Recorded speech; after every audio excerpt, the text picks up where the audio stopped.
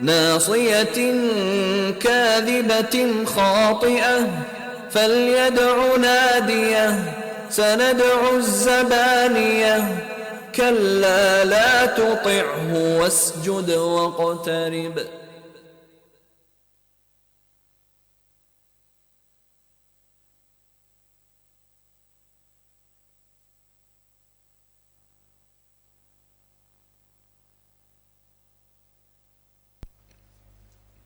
Bismillahirrahmanirrahim. Ladies and gentlemen, a very warm welcome to you all on behalf of the team of Governance Innovation Lab at the Ministry of Planning, Development and Special Initiatives to the Pakistan Governance Forum 2023. To begin with, I would like to call upon Dr. Adnan Rafiq, Member Governance at Ministry of Planning, Development and Special Initiatives for the opening remarks.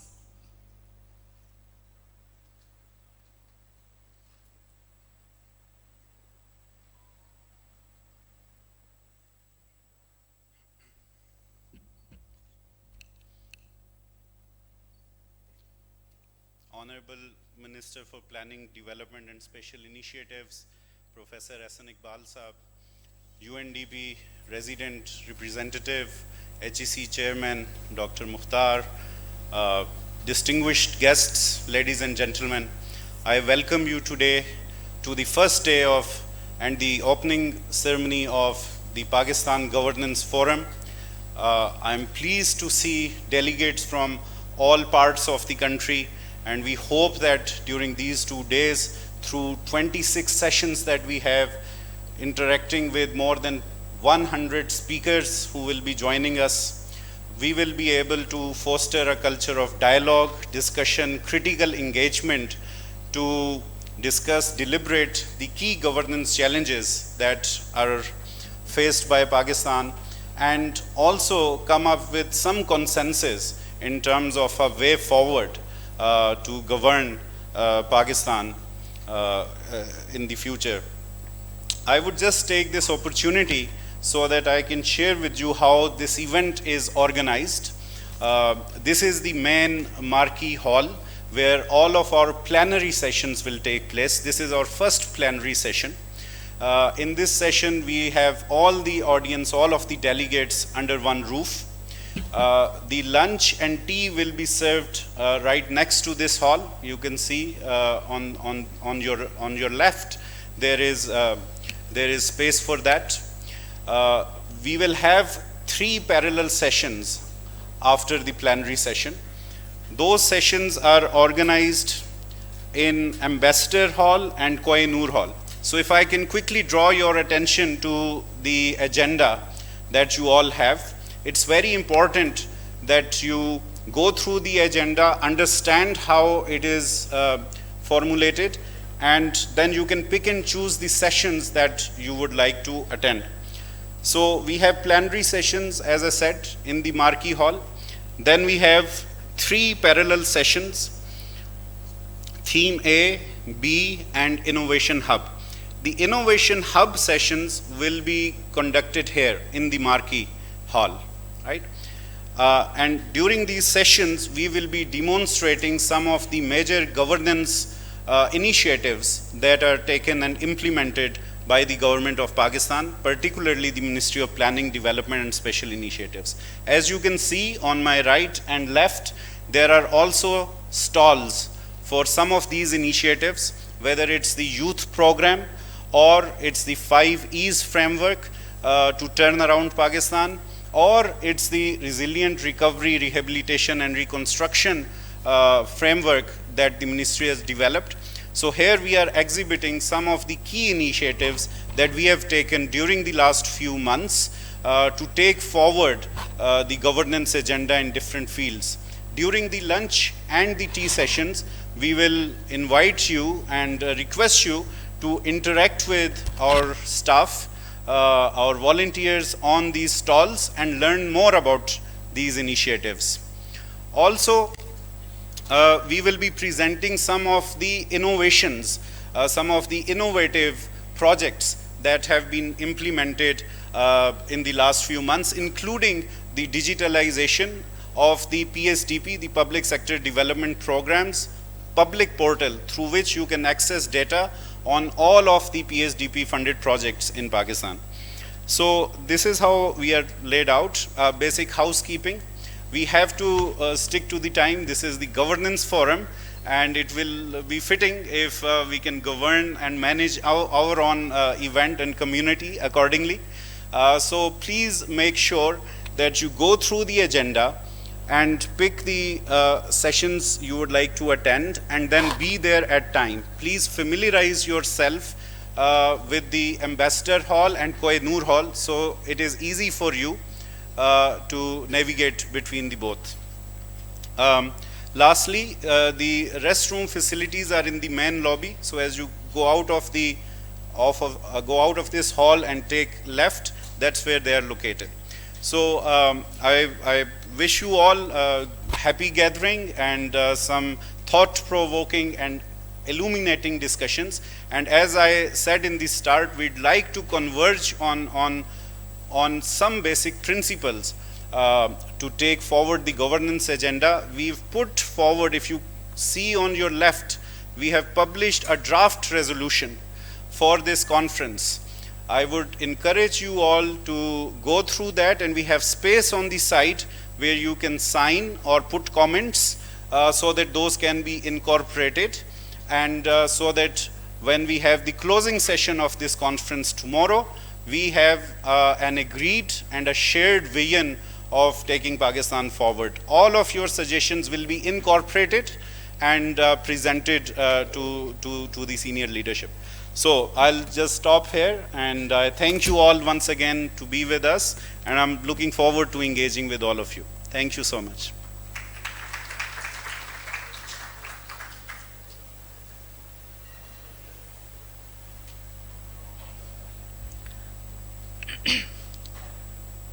I would like to call upon Dr. Samuel Risk, UN Resident Representative to Pakistan, to come on the stage for a few words.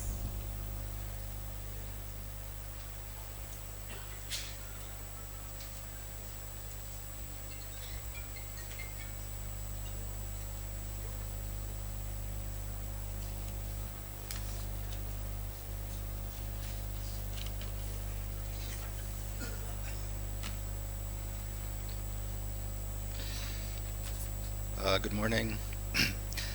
Honorable Minister of Planning, Development and Special Initiatives, Dr. Ahsan Iqbal. Esteemed Chairperson, Higher Education Commission, Dr. Mukhtar Ahmed. Pleasure to meet you as well. Is this better? Very good. Thank you very much, Dr. Mukhtar. Dr. Adnan Rafiq, Member Governance, Ministry of Planning, esteemed guests, panelists, colleagues, ladies and gentlemen, good morning again. It is a privilege for UNDP to be part of this very important conversation on charting a governance roadmap in support of Pakistan's inclusive growth and development. I congratulate the Ministry of Planning, Development and Special Initiatives for organizing the Pakistan Governance Forum 2023. It is indeed a reflection of our long-standing partnership with the government of Pakistan that we are able to support this critical and timely stocktake of various challenges, multiple opportunities faced by this country. There's broad agreement today, if not resignation, that the world we live in, with its multiple crises of climate shocks, socioeconomic inequalities, global political polarization, as well as technological ambivalence, is not the world that we want or need, but the world that we seem to deserve, because much of it is our own doing. That this is happening at a speed and scale unprecedented in human history is even more alarming. We do not need to look back decades to see the signs. The trajectory of the last few years alone offer multiple evidence and data. Natural disasters, regional conflicts, and global health crises have left lasting, devastating impacts on lives and livelihoods and the well-being of billions of people around the world. UNDP's Human Development Report in 2022 sums this up by saying the following: this global growing turmoil has led to unprecedented reversals in human development progress in at least 90% of the countries worldwide. So, ladies and gentlemen, Pakistan, like many other countries of the global south, has not been spared from the wrath of these polycrises. As the world's fifth most populous country, home to more than 240 million people, with an overwhelmingly young population, many of whom are represented here, highly exposed to climate-induced natural disasters, Pakistan is particularly vulnerable to the daunting global challenges identified in UNDP's Human Development Report as the age of uncertainty, inequality, and polarization. A common denominator in this grave landscape is governance, the failures of which have long permeated these development setbacks, be they socioeconomic inequalities, climate change, gender imbalances, environmental risks, or even health. But the principles of democratic, equitable, inclusive, and innovative governance still offer the necessary antidote, forming or reforming the building blocks of a system that addresses and reduces inequalities, creating an enabling environment for dignified, balanced economic growth, improved lives and livelihoods, increasing government efficiency, and shoring up public trust in government and institutions through better service delivery.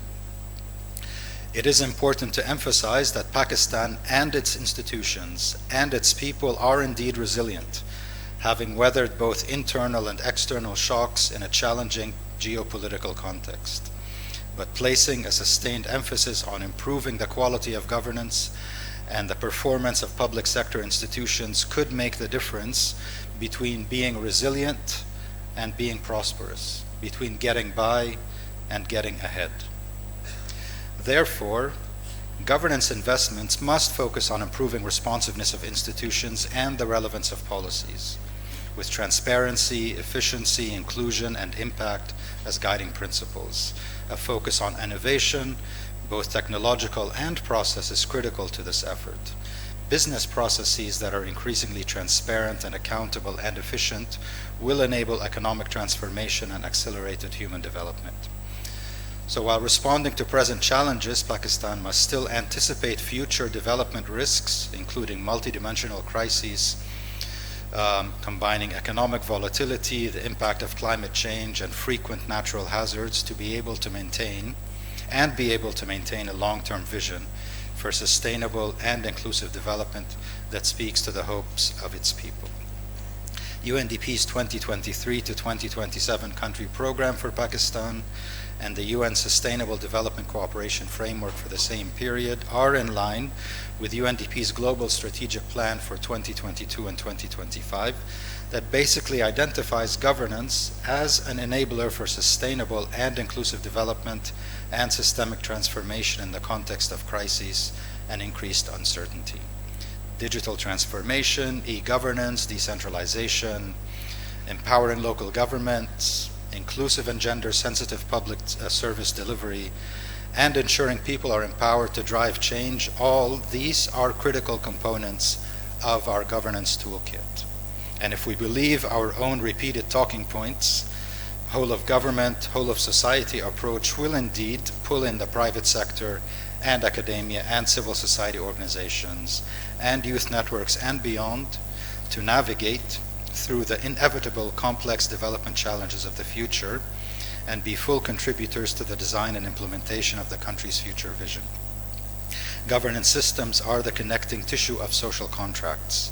They impact human development positively when they are democratic, inclusive, and accountable, and of course, trusted. With an increasing and young population and technologically savvy, always connected, the distance between the state and its citizens is narrowing. And multiple technology platforms and communication channels are redefining the nature of accountability between the government and people across the country's regional, economic, and social groups. As a result, the state can no longer ignore the expectations and aspirations of citizens for improved, decent, dignified service delivery and responsive governance. Let me conclude here by reiterating UNDP's commitment to this governance and development agenda. as a long-standing partner of the government and the people of Pakistan on their journey to human development and in developing local solutions for a range of development priorities. UNDP looks forward to being part of this discussion and benefiting from the informed and rich discussions during these 2 days, a conversation that is much needed to pave the path forward for Pakistan's resilience and prosperity. I thank you all.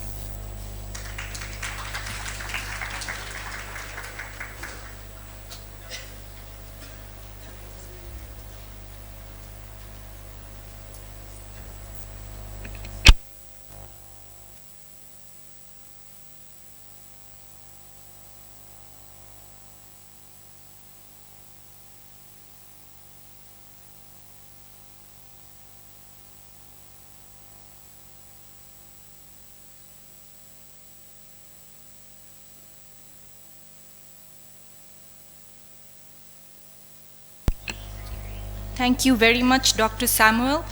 Indeed, the antidote to such polycrisis Pakistan is facing is creating a democratic and transparent governance systems with innovation in processes.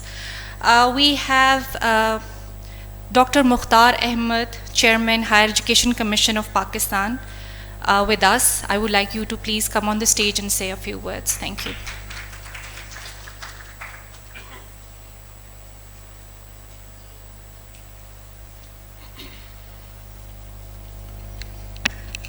Bismillah ar-Rahman ar-Rahim.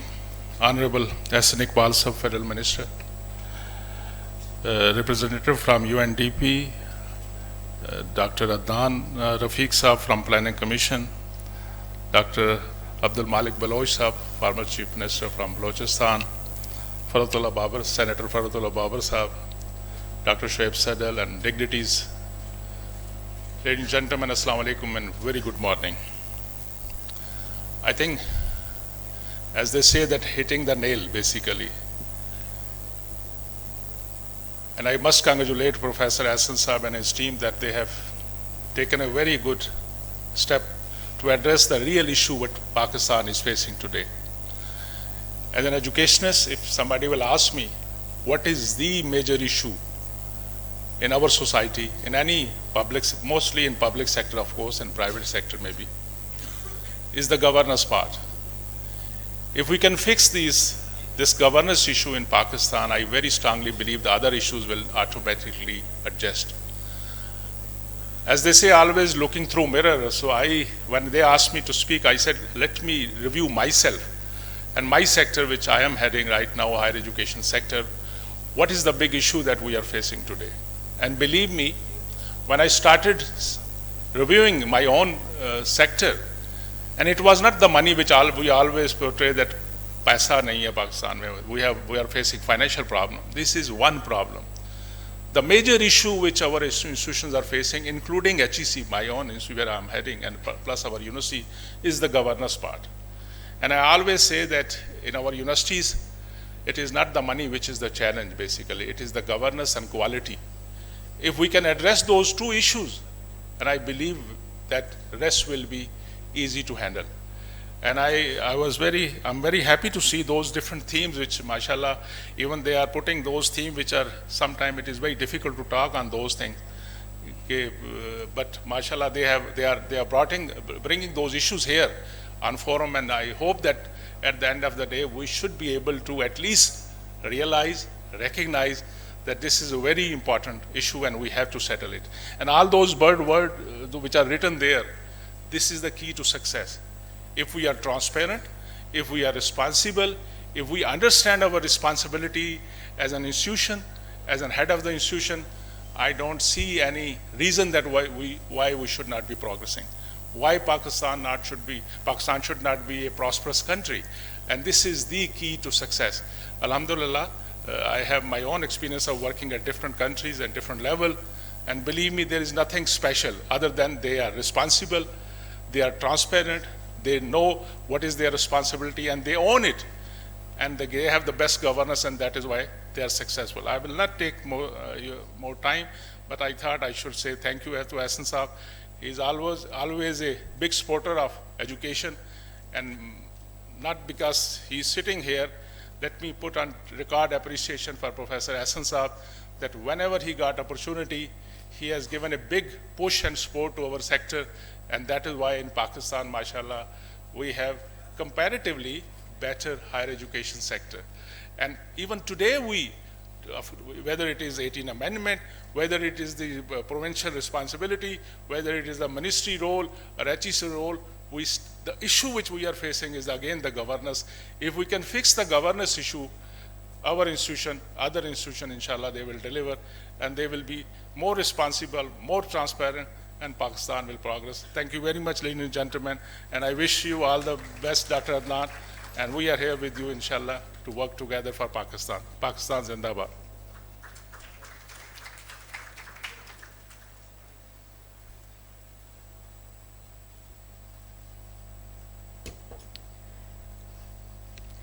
Thank you very much, Dr. Mukhtar.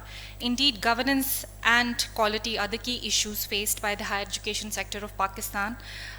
Ladies and gentlemen, I would like to now invite Honorable Minister for Planning, Development and Special Initiatives, Professor Ehsan Iqbal, for his words on the National Governance Roadmap and the national priority areas in the domain.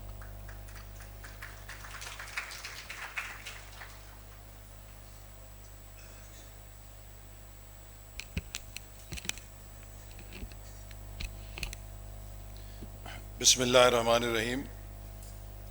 Honorable Dr. Malik Saab, former Chief Minister Balochistan, UN Resident Rep, Mr. Dr. Samuel Rizk, Dr. Adnan Rafiq, Member, Governance Planning Commission, Dr. Mukhtar Saab, Chairman, Higher Education Commission, and distinguished guests, panelists, participants, students.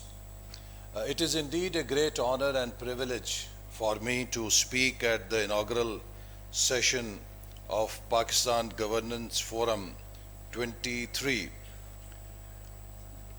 We started the process of holding these spaces in our previous tenure because, as it has been pointed out, that governance has emerged as a key challenge in both developing and developed countries because of the unprecedented change that we are witnessing.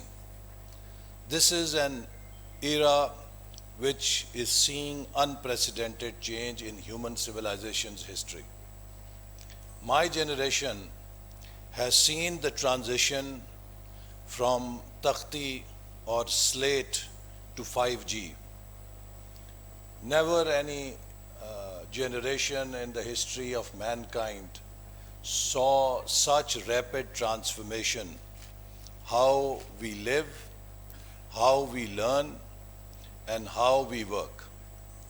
And this rapid transformation is an outcome of the innovation that is happening due to breakthroughs in information technology and other areas of science and technology. Dissemination of knowledge is becoming faster. Dissemination of information is even fastest, and that is empowering people all over the globe. And with this empowerment, people's awareness, consciousness, and their knowledge about world, about other societies has broken all the barriers. Today, censorship is today outdated. No country can keep its people ill-informed or can deny them information through any control. You try to impose internet controls, there are VPN solutions through which people can access anything they like. So therefore, this information and knowledge revolution has changed the entire global governance landscape. Traditionally, in democracy, people used to take backseat. They would cast their vote after 4 or 5 years, give their elected members the right to govern, and hold them accountable after 4 years when they came back for next election. But now with the increased awareness and consciousness that people have, they are not willing to take the back seat. They want to be active participants in how their matters, how their affairs are run by the rulers. And this is what is creating tension in all the democracies today. Every democracy is going through a transformative experience, an unprecedented sentiment against status quo, because the voters want to be active participants in governance of their societies. But our models of governance are outdated. They have no space for active citizen participation in governance. And as a result, we are seeing a disconnect, a growing trust deficit between citizens and the rulers, between citizens and the state institutions. So the challenge now is that how can societies transform to the new realities of our times? It is not only people wanting more share in how they are governed, but society's own survival has come to a defining moment, that how quick are they in terms of changing themselves to the new realities, economic realities, technological forces that are, as I said, reshaping economy and society. In our age, we have seen two examples that how innovation can kill dinosaurs. We all read in history books that once dinosaurs lived on this planet, and we used to wonder that how could such giant creatures be wiped out from the face of the planet. But only until few years ago, we saw two giants in telecommunication field, Nokia and BlackBerry. They were the industry standard. Where are they? They have been wiped out of the telecommunication scene, and today Nokia and BlackBerry can only be seen in some museum of telecommunication industry. Now, why did that happen? It happened because those dinosaurs failed to align themselves with the innovation and with the changes that were happening outside. Similarly, countries can also become irrelevant when change becomes the new order. But if change is the new order, how do you make your transition to change? In 20th century, we saw two models of rapid transformation, attempts to transform themselves. One was Glasnost and Perestroika, undertaken by Mr. Gorbachev in Soviet Union. And that model of change brought collapse of Soviet Union. The other model of change was undertaken by Mr. Deng Xiaoping in China.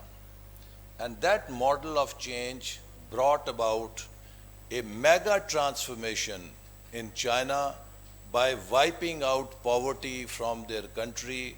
Hundreds of millions of people were uplifted from poverty, and the journey towards prosperity continues. What was the difference between the two? I think one quotation by Mr. Alfred North puts it or defines the essence of governance in today's environment. The art of progress is to preserve order amid change and to preserve change amid order. So the basic fundamental challenge of leadership in today's world is that how do they bring change without disturbing the order, and how they do not let order become status quo and stop their journey on path of change. This is, I think, the real key to success in future times, because if any society will not change, it will be fully marginalized or left behind. And if in its attempt to change, it became volatile, it became unstable, then again it will fail, and that change might prove to be counterproductive. So how do we balance the two? So therefore, in this framework of STAR that we are presenting, we are emphasizing two very important characteristics: stability and agility. Governance has to be agile to adapt, to take into its fold the challenges of innovation, the imperatives of change. At the same time, it should be stable to make sure that it does not compromise order in the society and there is no conflict and there is no chaos in the society through that change. So this is, I think, the key for future.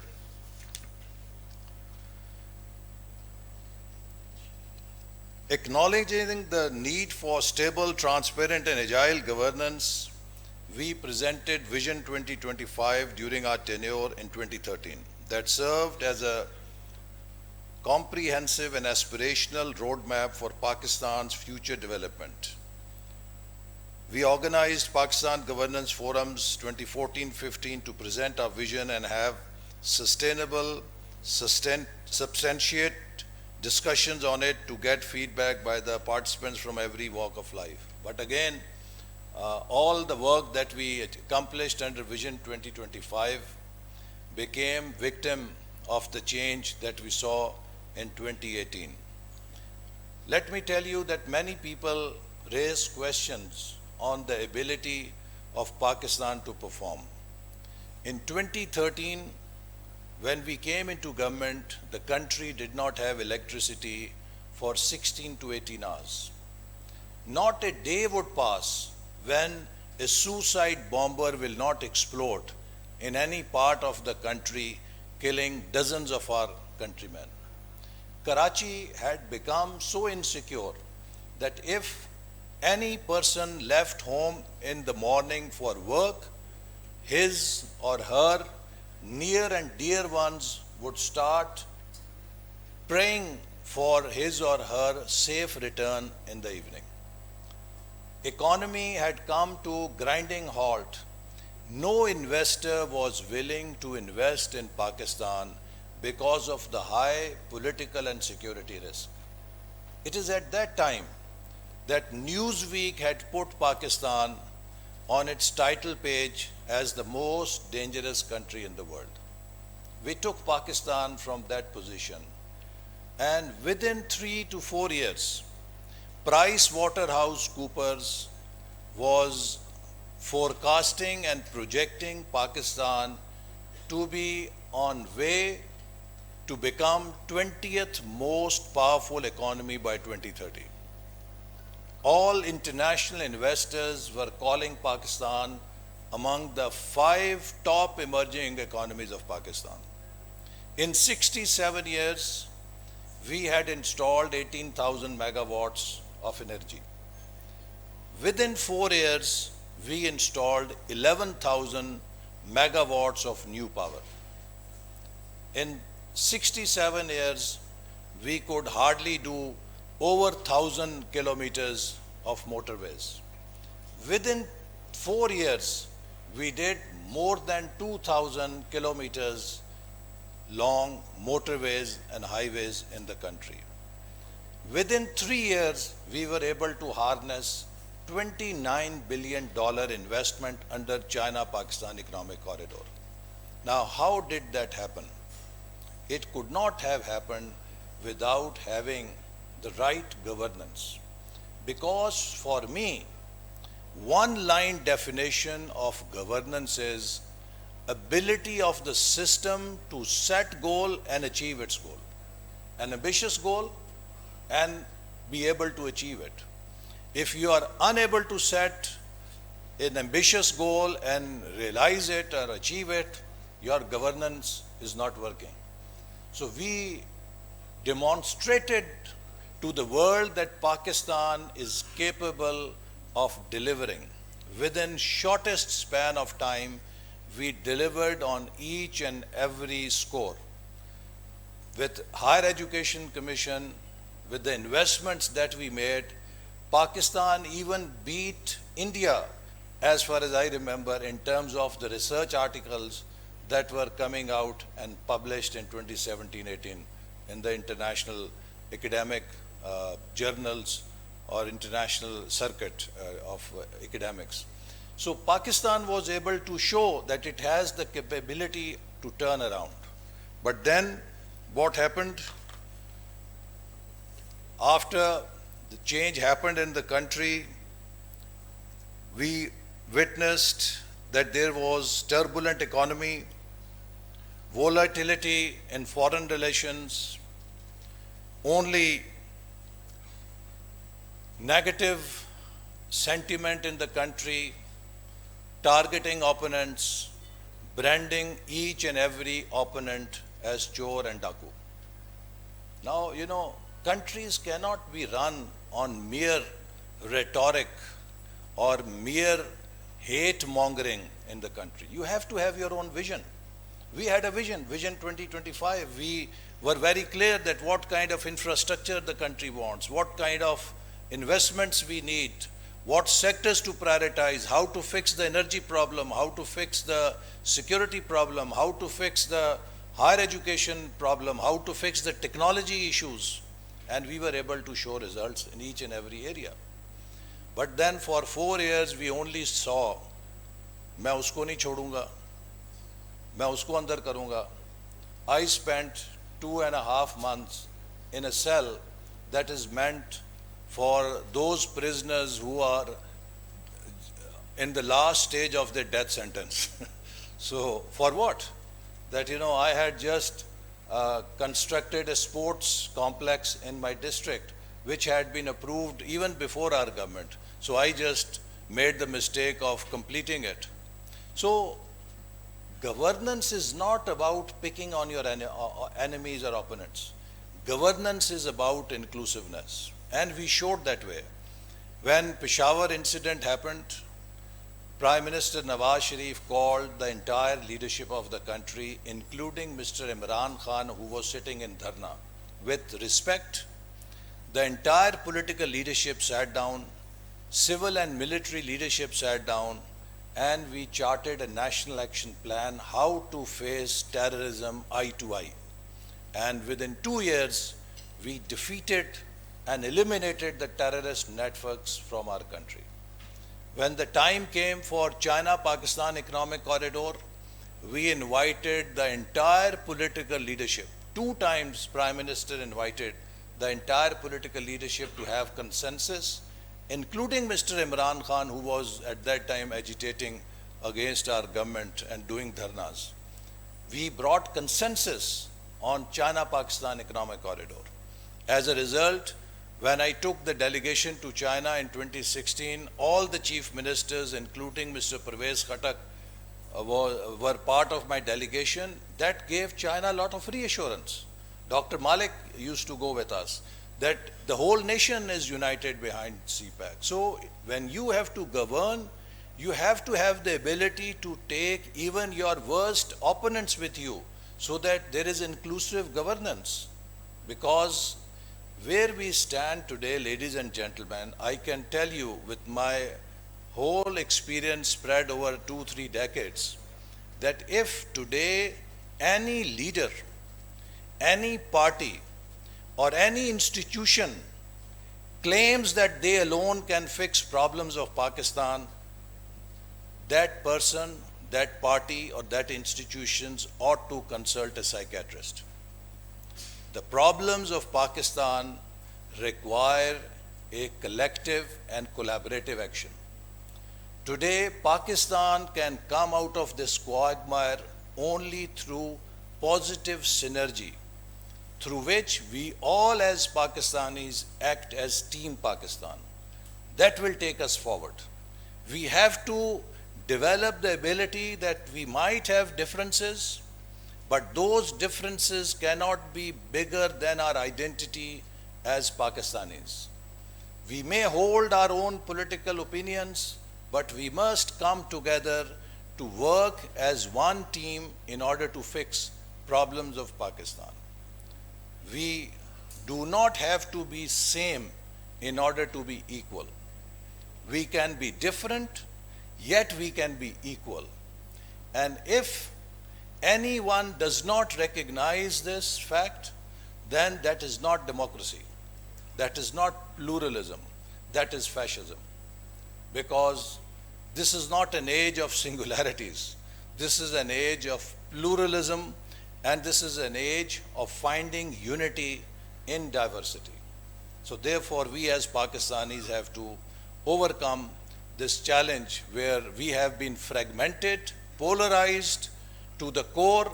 We are not even willing to recognize other person who has different idea as same patriotic Pakistani as we are. We are all Pakistanis. We have different views. That's fine. That's normal. But that should not stop us from respecting others for having different views. So, ladies and gentlemen, today, as we embark for future, we have worked out a 5E framework to fix Pakistan's problems. The 5 E's that hold key to Pakistan's future are exports. How fast can we make Pakistan an export-led economy? We have failed in 75 years due to political turbulence, due to political instability. We could not structurally change our economy to become an export-led growth economy. We have largely remained an import-based economy. So whenever we import goods, we consume dollars, but we don't have capacity to earn dollars, so there is balance of payment crisis. So we must now become an export-led economy, and that requires restructuring our agriculture, our industry, our IT sector, our mining sector, our human resource and manpower export, so that we can fully exploit our potential and can go from $30 billion export to $100 billion in next 7 to 8 years. That is the only path of progress, development, and prosperity we have before us. So there has to be a war-footing emphasis, there has to be an export emergency. Now to carry out this change, again, governance is the key. The second E is E-Pakistan. Pakistan must embrace the digital revolution. That is the new paradigm of development. And we have a young population that gives us great advantage to become a leading player in the new information and digital economy era. So with our youth, we can, if we give them the skills, they have the potential to make Pakistan an information power in next 10 years on the global landscape. So E-Pakistan again would require major governance challenges to overcome, whether it is cyber laws, whether it is infrastructure, e-infrastructure, whether it is e-commerce, whatever, all of those have many governance challenges. The third is environment, because we have a climate disaster in our region every year or few years. We are most vulnerable for climate change. So under environment, food and water security are key challenges. So we must face these challenges, transform our infrastructure to be adaptive for climate change, transform our agriculture to be smart agriculture so that we have more weather resistant crops to withstand climate disasters. That is again a governance challenge. The fourth E, critical for Pakistan, is energy. One of the key sectors that are pulling down Pakistan's development and growth is energy. We have a large growing circular debt. We have an import-based energy sector which consumes dollars. We have to move away from imported fuel. We have to plug our losses in energy sector, and we have to make a shift towards renewable energy. Now all of these have major governance challenges. How do we fix our DISCOs, distribution companies, which are generating huge losses? How do we overcome theft in petroleum and electricity, and how fast can we embrace renewable energies. These are all challenges which require major governance solutions. The fifth E is about equity and empowerment. Equity means we cannot allow inequality in our country to grow, because whenever you have inequality, that can bring one crisis or one earthquake on development landscape, and has the ability to destroy everything we have achieved. In 60s, Pakistan had record industrial development. Because it was not democratically led development, it was not participative development, it led to two exclusions. One, geographic exclusion, and two, social exclusion. The geographic exclusion led to dismemberment of East Pakistan, where they thought that they have been left behind. And social exclusion led to a socialist movement in the country, which resulted in nationalization of all industries. As a result, 10 years of industrialization in Pakistan was rolled back. So it is very important that we have equity in the country. No regions are left behind and no groups are left behind. Everyone shares the fruits of development, and therefore we have initiated a 20 poorest district program in Pakistan for an affirmative action for accelerated growth of these 20 poorest districts, of which 11 districts are in Balochistan, which is quite embarrassing for us, that why in Balochistan we have so much poverty. So we have to accelerate this whole path of development so that we have some equity in the country to provide stability and stable governance. Empowerment is around the solution of empowerment or opportunity empowerment is how fast can we tap into two real sources of power in our society, youth and women. Pakistan's main asset is youth, and I always say this, that while we have a nuclear power in shape of an atomic bomb for our defense, in the economic field, our nuclear power is our youth. If we can harness it, this power can give us growth and opportunity that can be unmatched in the whole world, because no country has so much youth power in its society that Pakistan has. So we have to leverage this demographic dividend by investing in the training, in the education of youth, giving them the empowerment and opportunities so that they can fully realize their potential and talent and contribute towards national development. No country has developed unless more than 50% of its female participation in workforce is guaranteed. And we have almost close to 20% or so female workforce participation. So we have to more than double female participation in our workforce. This is a resource, a hidden resource in Pakistan's economy that has to be tapped and that has to be harnessed. So the fifth E focuses on equity and empowering youth and women. Now, all of this 5E framework cannot be realized if we do not have proper governance structures, proper governance system to support this transformation.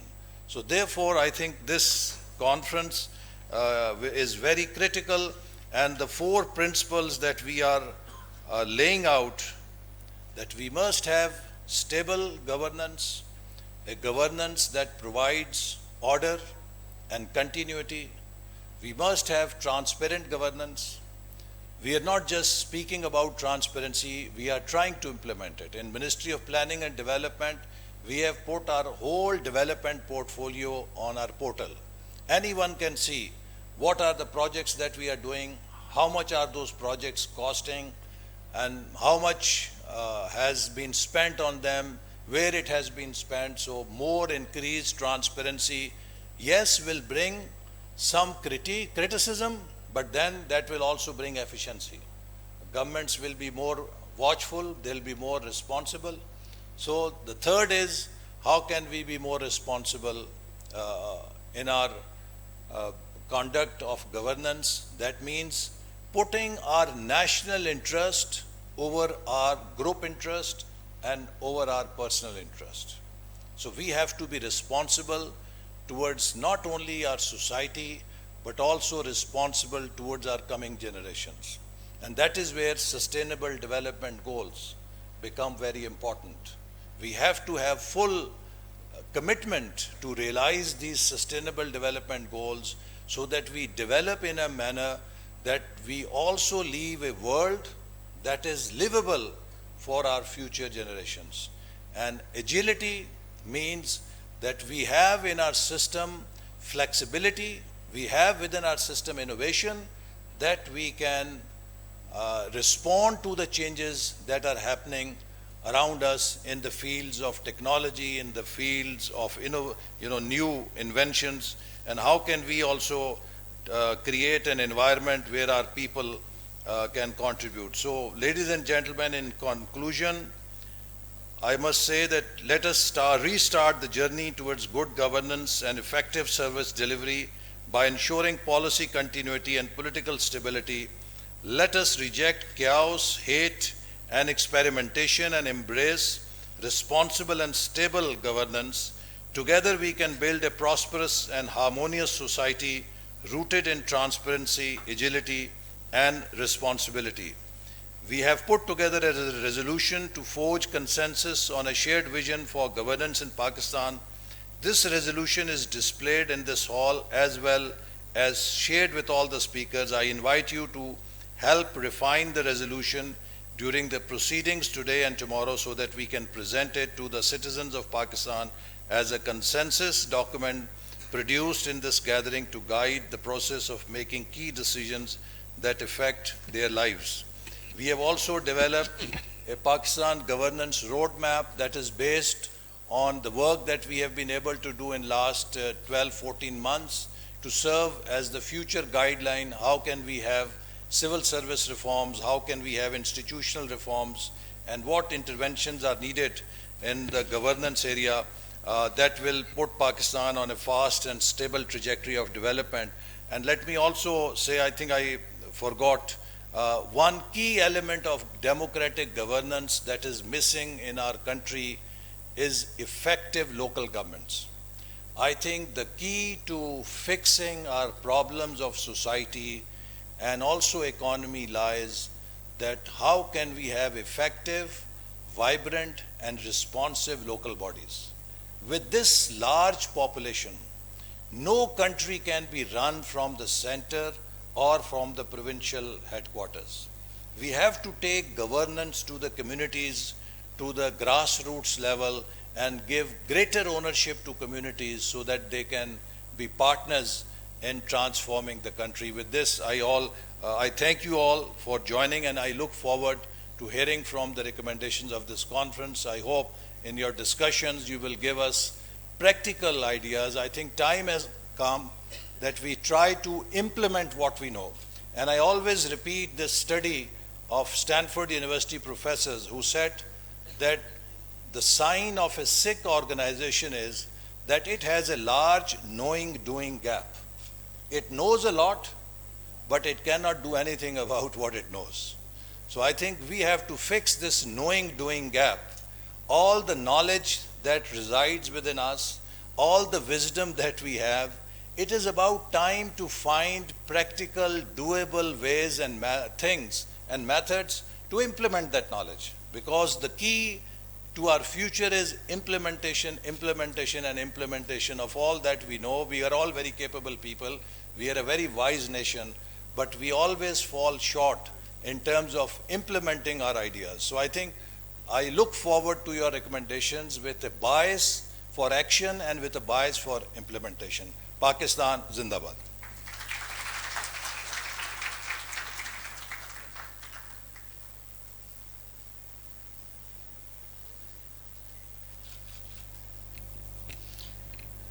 Thank you very much, Honorable Minister. The key to success is openness to change. Governance systems should be agile to adopt the change, but stable in the same time. Now I would like to invite Honorable Speaker of the National Assembly, Mr. Raja Parvez Ashraf, to declare Pakistan Governance Forum 2023 open and deliver the keynote address of today's plenary session. Thank you.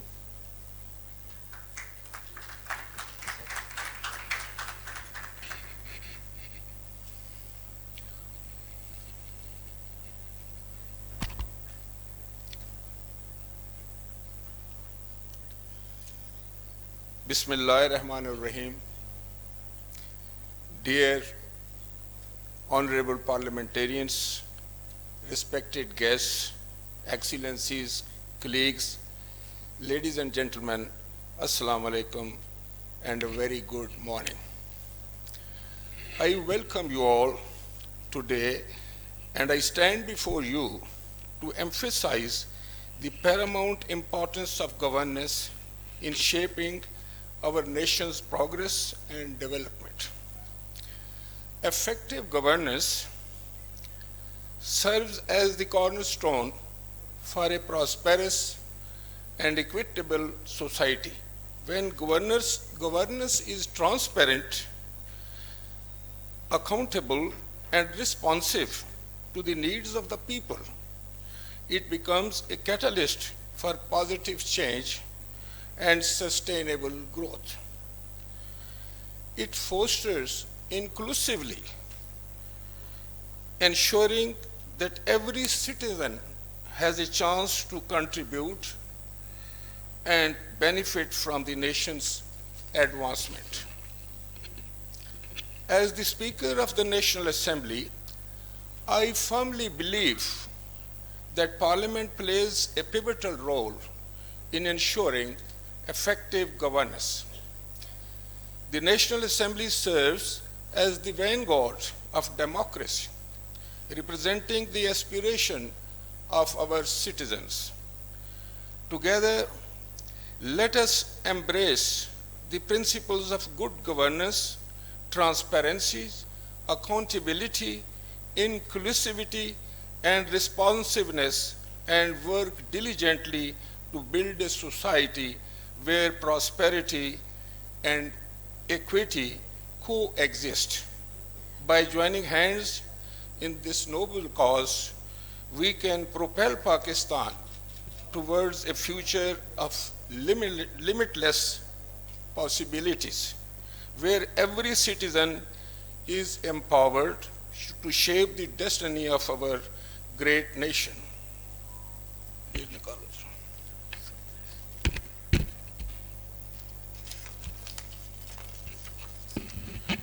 As the supreme legislative body, it crafts laws and policies, then shape our society and protect citizens' rights through elected representatives. It amplifies the people's voice, fostering democracy and ensuring that their interest remains at all the forefront of governance decisions.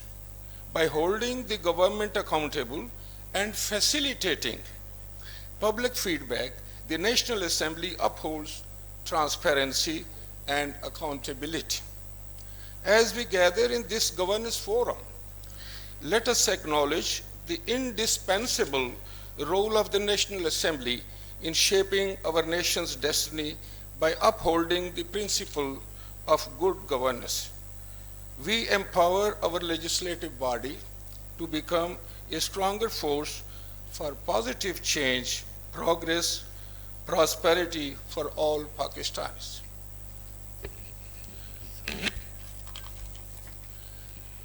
Together, let us reaffirm our commitment to democracy and effective governance, ensuring that the National Assembly continues to be the voice of people and a symbol of hope for a better future. Stability in governance plays a pivotal role in shaping a nation's progress and fostering social cohesion. When a country experiences political stability, it instills confidence and trust among its citizens,